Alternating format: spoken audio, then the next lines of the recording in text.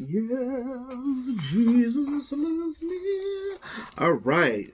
What it do, y'all? It's your boy E2 Blue come back at you again. Hey, it is Thanksgiving. Happy Thanksgiving to everybody. It's Thanksgiving morning. Thursday. It's kind of weird doing a video on a Thursday morning because normally on a Thursday I'm at work, but um thank God for the days off. Anyway, we had a short week, guys. I feel like we just played the New England Patriots, in what I like to call the Rainbow. It was just ugly and a game to definitely forget about. So we're gonna forget about that game. That's in the past. We are getting ready to play the Buffalo Bills. Now, Buffalo Bills traveled yesterday to Cowboy Land, and we are going to be playing them at 4:30 p.m. Eastern Time today. And look, they're an 8-3 team, but a lot of people will say that they're not really an 8-3 team, just like Cowboys a 6-5 team. But we could be an 8-3 team, but we playing like a 6-5 team, but have a coaching staff of a 2-9 team. But whatever the situation is, whatever narrative you want to put out there, you can't pick the teams that you play. You just got to line up and play those teams every week. I hate when people say that, oh, this team ain't played, ain't won against a good team. Well, the Cowboys ain't won against above 500 team as well. I think the best team we played was Philly that we beat against, and even Philly are 500 right now. Coco, what are you doing? Move, move, move, move. Um, we are first in our division, as well as the Buffalo Bills are first in the AFC East. So this game is going to be pivotal for the Dallas Cowboys in a sense of getting back on track. We have gotten real inconsistent this year. I don't know what it is. I can't really pinpoint it. I mean, those of you say it's Jason Garrett. Some of you say that it's execution of the players. I think that it's a little bit of all. Now, one thing about this team, they have not given up. And one thing the biggest thing that you have to understand, the reason why Jason Garrett is still this coach of this team is, and the difference between when Wade Phillips was the coach, um, the reason why he was fired, even though he had success the previous years, um, the team gave up on Wade at that point in time. This actual team has not given up. They still fight hard every week. You can tell that they do. You can tell by their mannerisms that they still want to win. I just don't know what the situation is. Again, a lot of that is scheming too. I would have to say that that's on coaching. The slow starts, the ineptability of these special teams. Granted, we got a couple of core special teamers that are injured for the year, so I mean that definitely makes a difference too as well. So you just got to look at everything as a combined unit and just try to come up and formulate with an idea of where the Dallas Cowboys are right now. Now, I would never root for my team to lose out just so a certain individual cannot be on this team or a part of this organization. Um, I understand why some fans feel that way, but if you're a fan of your team, you should never want your team to lose. I don't care how dire your coaching staff is. I don't care how dire your roster is. Look at the Redskins. The Redskins know they're more than likely not going to win too many games this year. They know they're not going to the playoffs, but their players are still trying. They're still working at it. They're still trying to do what they can do. You look at the Browns. The Browns they were very inconsistent this year and heavily scrutinized. So, as a Dallas Cowboy fan base, we have to look at ourselves first. Um, am I really a fan of this team? Am I a diehard fan to the point that, like, no matter if we win, lose, or draw, we're going to be here? There used to be T-shirts back in the day that said that. Now, I don't know what happened to mine. I guess somebody stole it a long time ago, but I used to have a shirt that said "Win, lose, or draw." Dallas Cowboy fan to the day that I die. And that is true to today, and it will always be like that. So, just to try to quell some of your guys' anger and frustration, I get it. I get it that you're frustrated.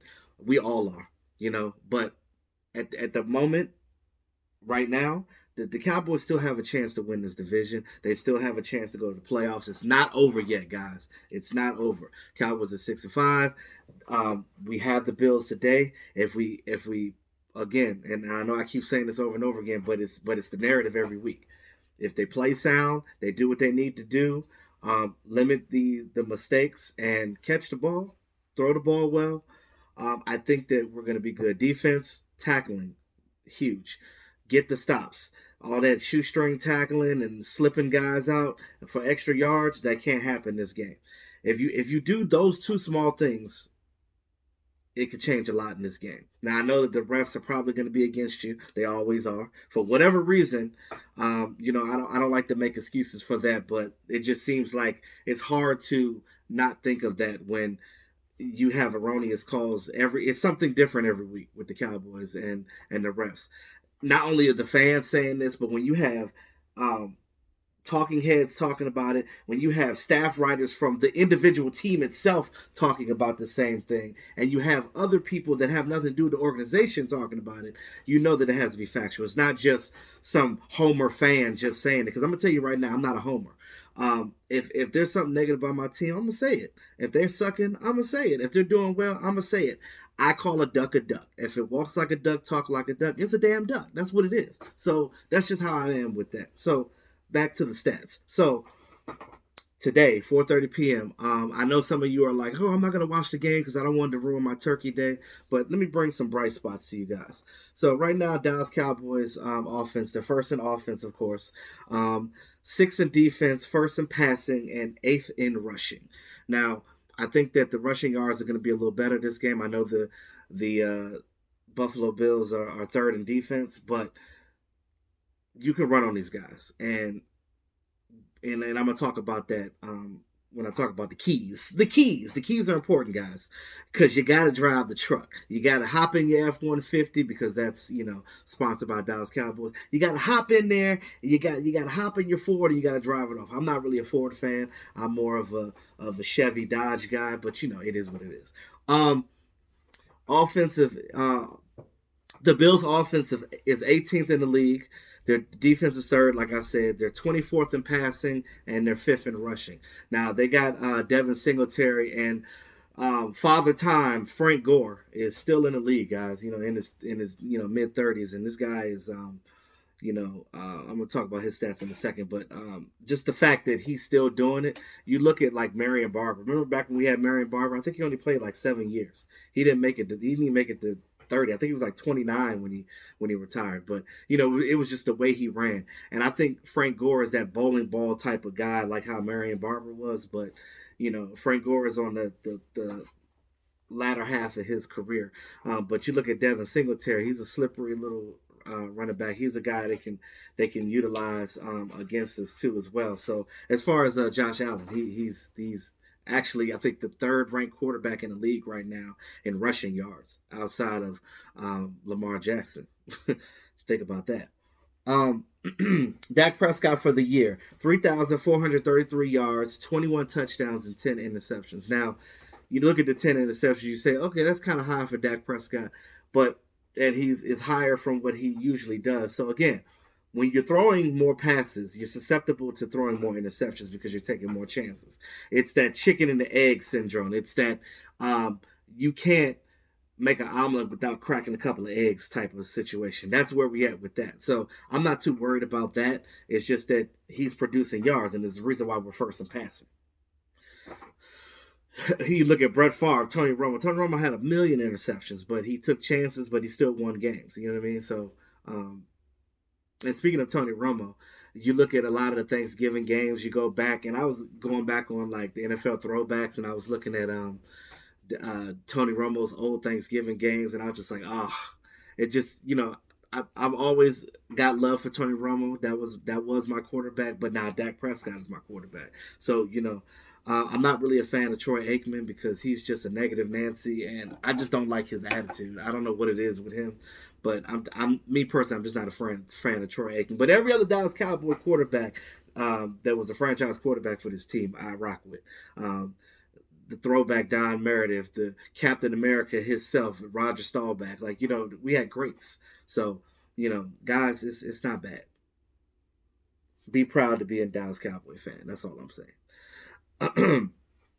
um, Ezekiel Elliott, 215 attempts, 919 yards, and 7 touchdowns. Now, everybody's been scrutinizing Ezekiel Elliott this year for not having the yardage that they think that he should have. But again, he's almost at 1,000 quiet yards. He's not getting the big chunk 20, 30 yards per carry that he was doing in the past, but that's because teams are locking down on him.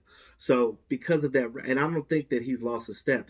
You just got a younger guy in Tony Pollard that's shiftier. They're two different type of backs. So to compare those two guys like apples and oranges, Tony Pollard is not a bowl over type of guy. He's a shifty guy. He's going to make you miss tackles.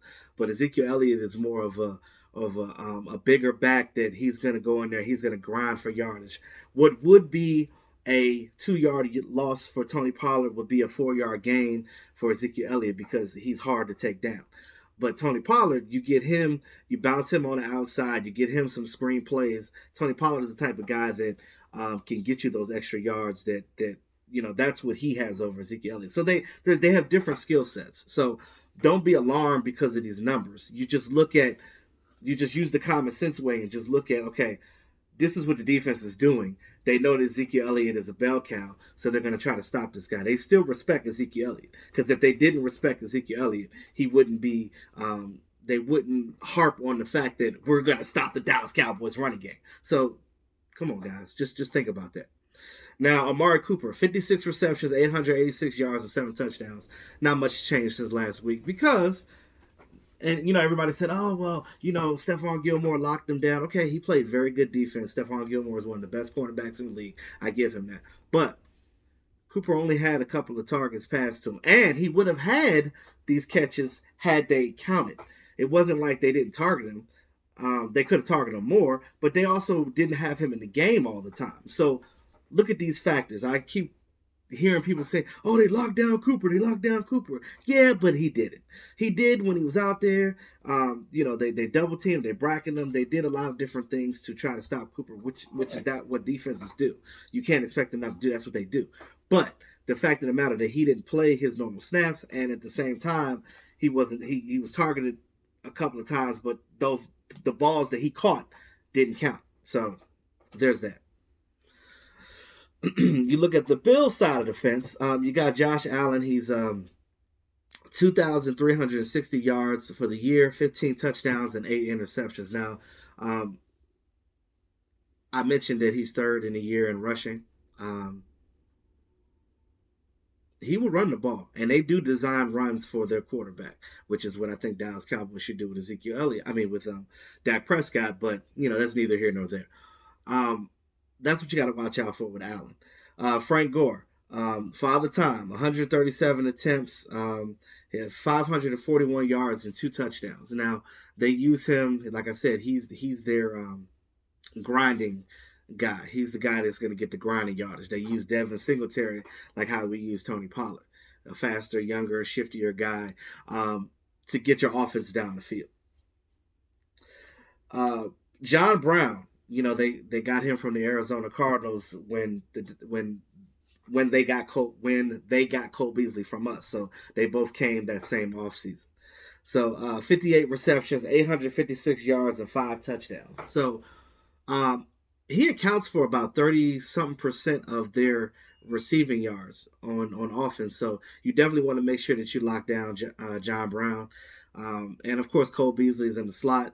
He's doing some of the same things he did for us. He's scoring touchdowns for them. He's getting his mid-range yardage and things of that nature. So this is definitely going to be a coming out show for Cole Beasley to try to get revenge and redemption for the Dallas Cowboys because all the drama that ensued when he left this team to go into the Buffalo Bills. You don't want him coming back with no bragging rights. This is going to be his first time coming back to AT&T Stadium, but actually being in the visitor locker room instead of the home field locker room, which will be interesting to me. I couldn't imagine being on a team for so long and then going to another team and coming back and playing against my old team and just being in that visitor's locker room.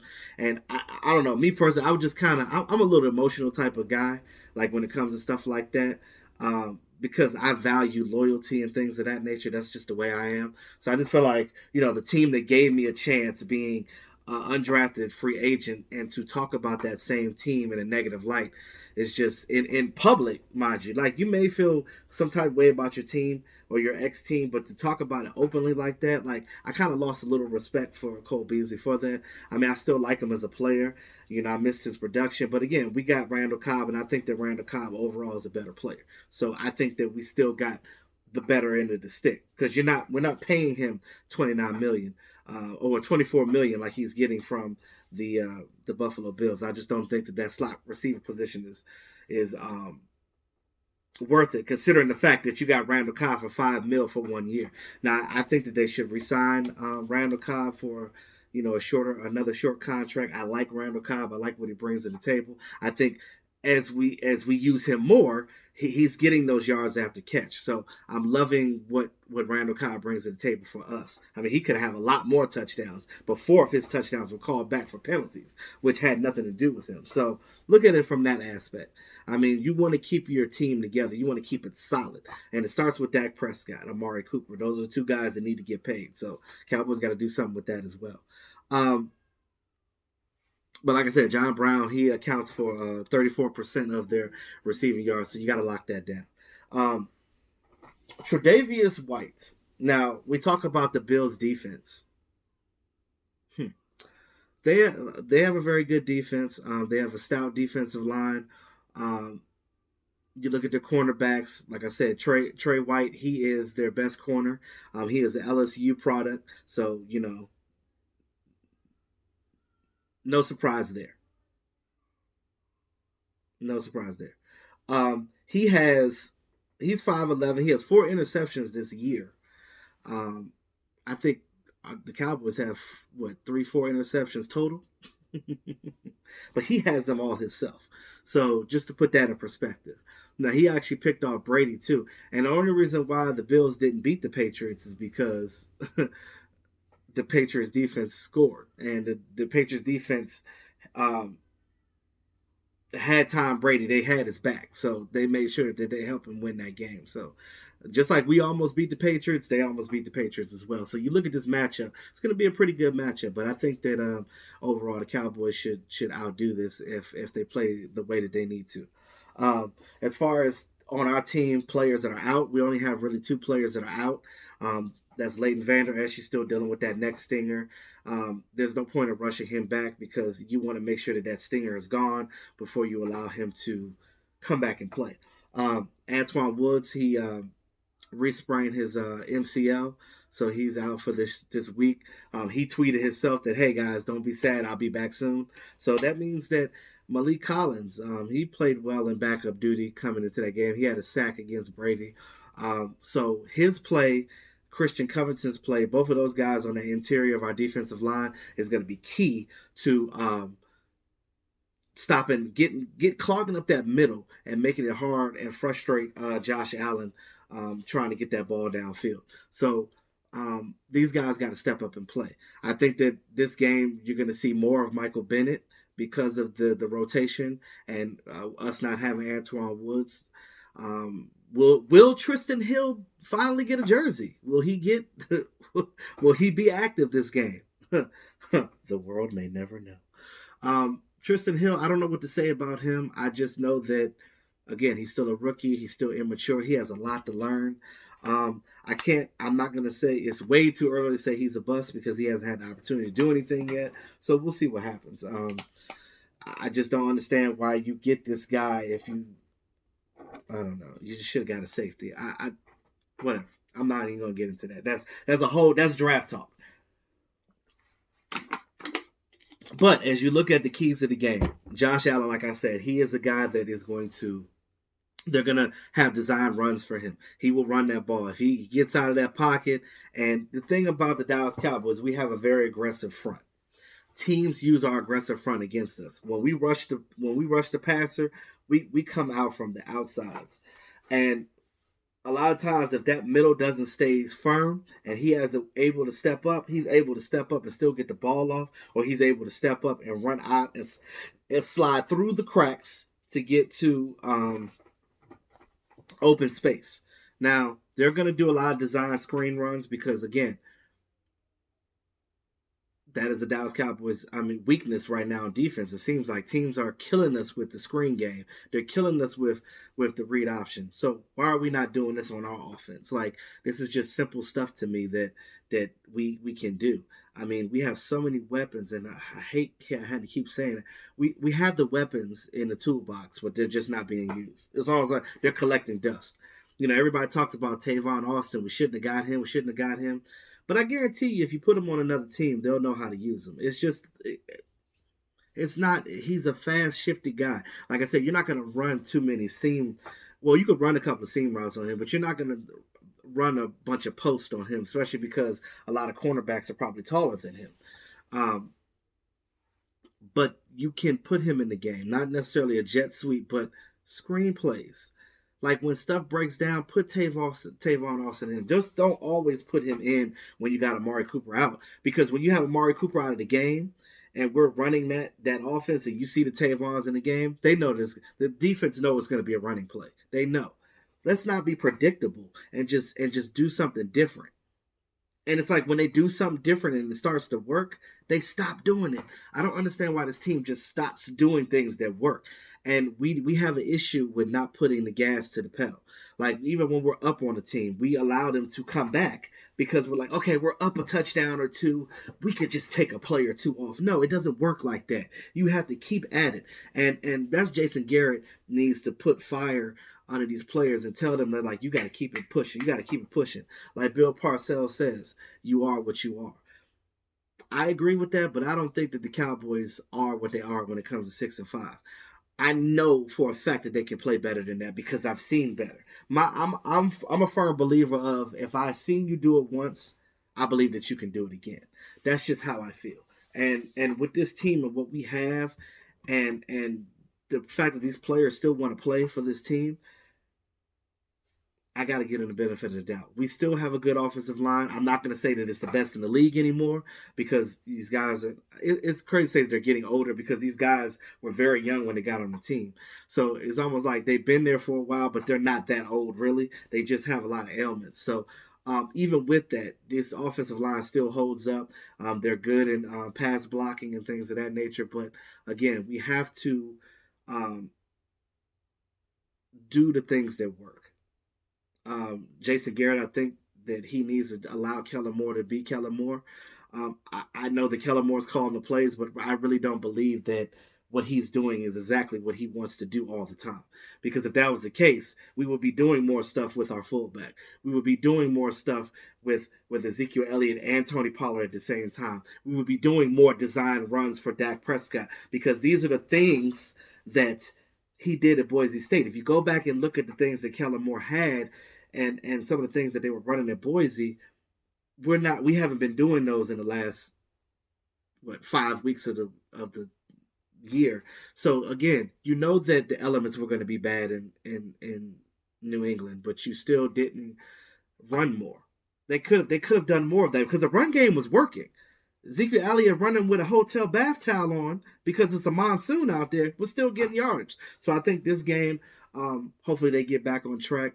It's Thanksgiving. You don't want to get embarrassed on Thanksgiving, and you don't want to ruin your turkey day for your team, your fans, and just everybody that support the team in general. Because I'm always going to support the team no matter what, but they just got to get better at doing that. The Buffalo Bills, they are going to, they know that we throw the ball well now. So Trey is going to be shadowing Amari Cooper. But I think that if the Cowboys scheme him open right, because again, you could scheme any receiver open. It's just how you go about it. But they believe that the Dallas Cowboys believe that Amari Cooper can do it without that scheme, which I agree. But if you see that you're not getting production that you need, you have to make some adjustments. I just don't think that they're even though their defense is good, they might slow down Cooper, but Cooper's still gonna make some plays on if he's healthy and without it being a monsoon. I think that Michael Gallup is going to be key. Both Michael Gallup and Randall Cobb is always key to this team because you have a good, I would say a top 5 number 1 receiver in Amari Cooper. Amari Cooper believes that Michael Gallup ain't no number two. He's a 1.5. He could be a number one on some teams, and he could. Even though this only his second year, that says a lot for a guy like that. But again, those are the keys, guys. We have to make sure that on defense that we tackle, stop that shoestring stuff. We got to tackle well. On offense, we have to do some design runs for Dak Prescott. We have to do some things that the defenses have done against us. That the offense have done against us. We have to have design runs. We have to use that read option, RPO. We have to throw the ball out the shotgun, do some screen plays, do some things that make sense. Hell, use a fullback. Do a direct snap. They did that with Tony Pollard. It worked. Try more. Do it on random situations. To just to throw the defense off. How about when you come in the game, instead of running the ball first, throw that ball deep to Amari Cooper on the first pass of the play, back that defense up, and let them know that the Dallas Cowboys are coming to win this game on Thanksgiving. Game prediction, I'm going to say it right now. Cowboys win 30-20 against the Buffalo Bills at Thanksgiving. So those of you that are hanging out with family today, doing your thing, happy Thanksgiving to everyone. Hope you guys enjoy yourself. Be safe out there. It's your boy E2 Blue, always keeping it real.